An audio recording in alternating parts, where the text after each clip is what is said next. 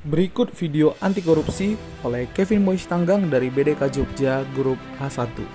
Sebelum kita membahas anti korupsi, mari kita kenali terlebih dahulu korupsi tersebut.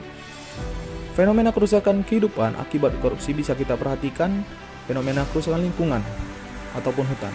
Yang kedua, fenomena bangunan yang cepat rusak akibat kurangnya perhatian dari pemerintah. Tiga, fenomena merebaknya narkoba, serta fenomena lainnya. Baik individu ataupun organisasi dalam melakukan korupsi pasti memiliki beberapa motif. Yang pertama adalah greedy atau keserakahan, di mana seseorang ataupun kelompok merasa kurang puas sehingga melakukan korupsi untuk memenuhi apa yang diinginkannya. Yang kedua adalah need, kebutuhan. Biasanya motif ini melahirkan individu ataupun kelompok yang melakukan korupsi kecil-kecilan guna memenuhi kebutuhan sehari-hari dalam lingkungan kerjanya. Yang ketiga adalah opportunity atau kesempatan. Kesempatan dapat muncul akibat kurang baiknya sistem kerja di organisasi tersebut, sehingga memberi kesempatan bagi individu ataupun organisasi dalam melakukan tindakan korup. Yang terakhir atau keempat adalah exposure. Asal kata korupsi. Kata korupsi berasal dari bahasa Latin, corruptio dan corruptus, yang berarti kerusakan atau kebobrokan. Dalam bahasa Yunani, corruptio perbuatan yang tidak baik, buruk, curang, dapat disuap dan tidak bermoral.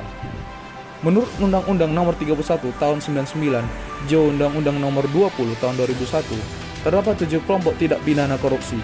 Yang pertama, kerugian keuangan negara. Yang kedua, suap menyuap. Yang ketiga, pemerasan. Yang keempat, perbuatan curang. Yang kelima, penggelapan dalam jabatan, keenam benturan kepentingan, dan terakhir gratifikasi.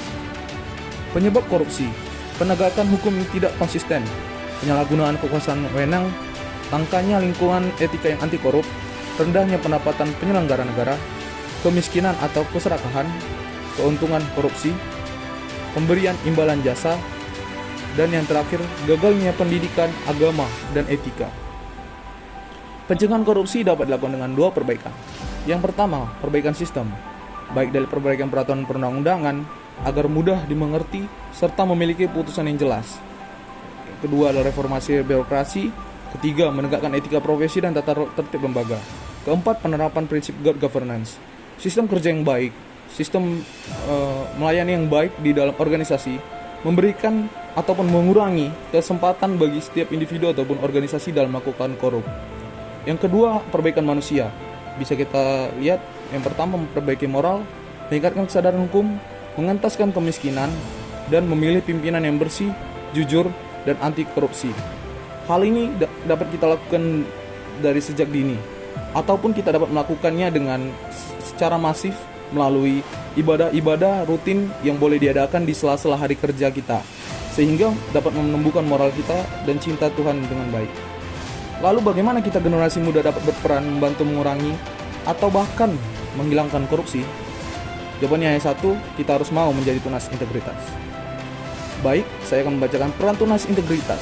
Yang pertama, menjadi jembatan masa depan kesuksesan organisasi. Kita dapat menjadi kumpulan orang yang selalu terdepan untuk memastikan tujuan organisasi tercapai.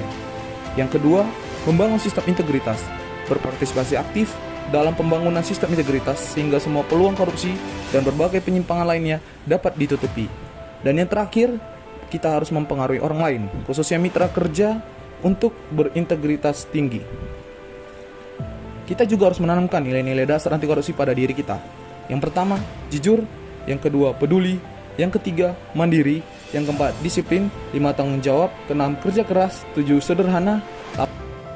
Terima kasih. Kita harus menjadi pribadi yang berani, jujur, hebat.